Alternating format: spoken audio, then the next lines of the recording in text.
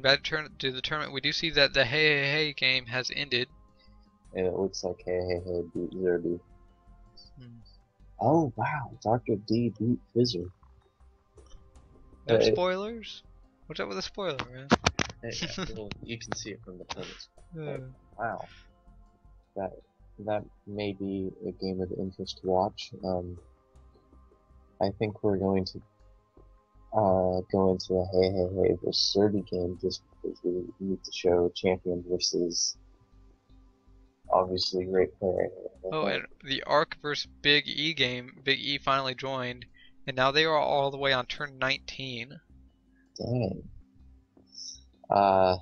We're not going to cover that one at all. Any games that last past turn like 10, if they're not in the semifinals or finals, we're not going to cover that. Yes, indeed. So let's look at this HeyHeuHei versus Zerbi game. This goes up to game 13 on turn 13. Let's do this as quickly as possible then, because there are semifinal games starting pretty soon. Okay, we see Zerbi deciding to start in Shanghai, Thailand, Svalbard, and then alternates being Brazil, Tomsk, and Iran. Right here, I think that one of the man, there are no actual one-turn bonuses to take here. I don't really see one readily available. Indeed. Wait, I do see one. North Africa and West Africa is a one-turn, because for West Africa. Yeah, it is. Yep. Oh wait, no, because you're not bordered with. That would be a 3-pick one-turn. Ooh. So, never mind that. So, weird map. It looks like for this map, it's more important to go for safe bonuses and for positioning. Yep. So let's look at HeyHeuHei's picks. And we see him going for Brazil and then Congo, followed by Shanghai, Svalbard, Thailand, Tomsk. Which is same thought process on both the players, except that HeyHeuHei actually goes for 4-4 and Zerbi went 4-4-3. And the India bonus is not that great because I feel like it's going to take Zerbi a little bit longer to get India than it's going to take for HeyHeuHei to get South America and West Africa. So I think that's what's going to decide the game already because it picks. I think that HeyHeuHei just has superior picks going. Yep. Okay, and we can see that HeyHeuHei gets his first, second, and 6th pick. That gives him a significant advantage because he knows where all 3 of Zerbi's starting locations are. While Zerbi knows nothing, he got his first 3 picks. So he doesn't know that by picks anywhere that HeyHeuHei is, but HeyHeuHei knows everything. Ooh man, HeyHeuHei has such an advantage in this first turn already. That it's very impressive that this game actually goes on to turn 13. Zerbi obviously is going to be playing very well. So Zerbi at a major disadvantage because HeyHeuHei's superior picks and knowledge. So this is going to be very interesting. Yep. So we see that Zerbi focusing on East China, while HeyHeuHei focuses on West Africa in the first turn. Second turn, they both managed to finish their first bonus, giving them both up to 9 reinforcements. Yo.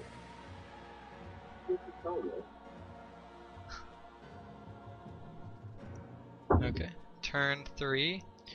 HeyHeuHei's starting to work a little bit on South America while actually focusing a lot in Central Russia. He's trying to get it all. He's got like an 80% chance, and he does manage to get all of Central Russia. Zerbi, in comparison, is working on Scandinavia, manages to get all of that, and gets in a position to finish off Southeast Asia next turn. So after turn 3, HeyHeuHei has 13, and Zerbi has 12. Turn 4, HeyHeuHei puts enough in Brazil to finish off that bonus. And then it seems like he's going to start working on North Africa. While Zerbi is going into Beijing to start possibly working on West China, which is going to have big issues going with that. And then he puts a lot in India to try to go into Pakistan and Tibet. That will, and if he goes also into Inner Mongolia, he's going to touch every part of West China. But actually getting all of that will be really difficult because HeyHeuHei touches 2 parts of it. And we do see that he does do that, while HeyHeuHei finishes off South America, giving him a 17 to 15 reinforcement advantage on turn 4.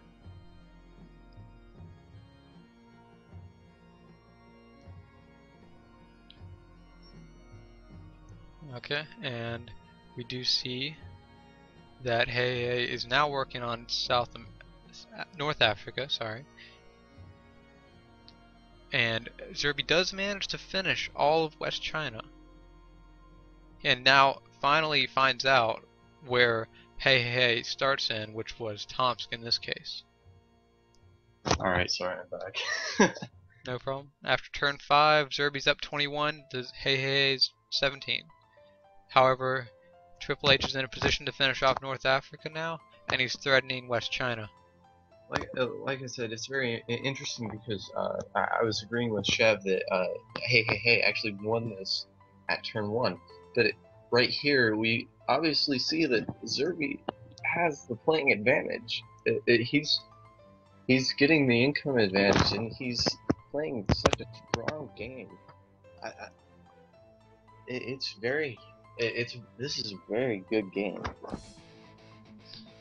Yep, he was definitely put in an early disadvantage, and he's fighting back as hard as he can to try to overcome that, even though he doesn't know he was at that disadvantage. He does start working on Greenland in the next turn, and puts a lot in Weird. Xinjiang and Mongolia. I think that move right there was very poor on Zerbi's part, because there's almost no reason to go into Greenland because how many turns it's going to take him. So I think he wasted his time doing that. He put 1 reinforcement up there. It's still waste of 1 reinforcement. Yeah, well, it guarantees him at least getting that card piece. I guess you could say that, but he already guaranteed himself the card piece by going into Russia. So I think it was, even though it's a waste of 1, you shouldn't be wasting any armies when you're playing against HeyHeuHei. Yeah, and so we see at the end of turn 6, Triple H getting his North Africa bonus, putting up to 20, so he closes the reinforcement gap. And now we see him sitting with 15 in Tomsk, while Zerbi has almost nothing to defend against that. He's got 5 in Mongolia, 2 in Xinjiang, and then 4 in Western Siberia, so that he can threaten Central Russia. Right here, I would say HeyHeuHei guarantees his win, even though I thought the first turn was such an overwhelming advantage. Right here is definitely the part where Zerbi loses, because we see here that not only does HeyHeuHei have the army advantage, but the positioning advantage as well. So right here is just game over for Zerbi. Look at the chat. Oh well. Poor X is how I feel when I'm drawn against Sejev.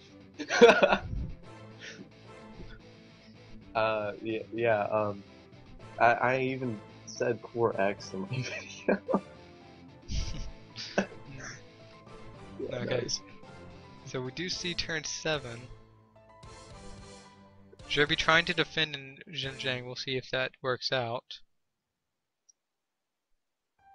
And he does do a little bit more in Greenland. Oh, but we see that Zerbi does attack offensively and then gets attacked in Mongolia, losing his bonus of West China. And he does not manage to break Central Russia. Yeah, So, that was a very desperate move by Zerbi because he had to stop HeyHeuHei right there. I would have surrendered right here when HeyHeuHei has broken that West 6 China. bonus. Especially Right now there. that he sees that he's getting, well, he just saw 16, 18. Yeah, he saw all 20 that turn. So now he's down by 5 reinforcements, and he should know that. So he's Yeah. definitely aware that he's at a big disadvantage. He's got a big stack sitting in the middle of the bonus that he wanted to get. And he's not in any position to get a bonus this turn. It would take him 2 turns to get Greenland, and by that time he would already have lost at least one of his other bonuses. So, right, and the inability to break Central Russia here, I would have anticipated that West China was a lost cause and gone for a break in Central Russia. But even if you had broken Central Russia, you still have the income disadvantage. So, I think right there was just good game. So yeah, what happens after here really isn't that interesting because right here is just it. So let's just go through the rest of the turns really quickly to show. Okay, turn 8. We see that he does blockade in Tibet, trying to make it easier to defend Southeast Asia. But he's now threatening both Beijing and Pakistan. He does manage to end up breaking Central Russia, which alleviates a little bit of the pressure, and he gets in a position to finish off Greenland. But he's not really going to be able to spare guys to do that, and if he does spare it, then he's not going to keep a bonus. And then turn 9, he does break Beijing and Pakistan, putting him all the way down to 8 reinforcements, with his only bonus at the moment being Scandinavia. Except, no, he does manage to finish off Greenland, actually. So he's up at 13. He's working on a little bit in Central Russia, although he's not going to be able to keep that even if he does get it. And then he's lost all of his other bonuses, so he's in a really bad position because HeyHeuHei is going to end up getting those bonuses in Southeast Asia and East China unless he can put guys there. But if he puts guys there, then he's just Total army advantage from HeyHeuHei. So this is HeyHeuHei currently sitting at 65 armies while Zerbi has 32. So Triple H has more than twice the total number of armies that Zerbi has right now, and he's just not going to be able to fight back from that. So he ends up surrendering. 2 turns later, nothing else really happening, and Triple H pulling out the victory over Zerbi, managing to get better starting locations, getting the knowledge at the start, and then breaking him in West China. Yeah, alright. So that was very this was, I didn't like Zerbi's picks, and then on top of that, HeyHeuHei just knew where he was. This was, man, I liked Zerbi though because he played very well in the first tournament, and in this tournament, I don't think he was at the same level of play, and I think he should have anticipated playing HeyHeuHei much harder than this. So, Yep.